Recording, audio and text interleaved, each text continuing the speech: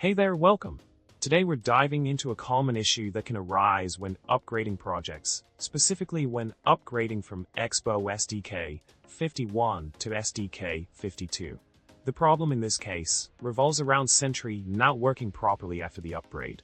The user noticed that with its Sentry React Native Expo included in their app config, Sentry fails to initialize correctly, causing some troubleshooting headaches. Despite attempting a few fixes, the solutions seemed to elude them. Quite the conundrum, isn't it? In finding the solution, we discovered that a simple tweak was needed. By changing at Sentry React Native Expo to at Sentry React Native, the issue was resolved. This adjustment allowed all other plugins to work as expected, ensuring a smooth operation without any hiccups. Sometimes it's the small changes that make the biggest difference in solving a pesky problem. On to the next challenge.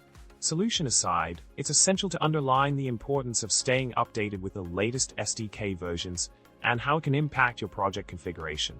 Ensuring compatibility between different packages and plugins is key to maintaining a seamless development environment. Remember, a little change can go a long way in keeping your app running smoothly. And with that, it's time to say goodbye. Remember to subscribe, like, and comment below with your thoughts. Until next time, happy coding!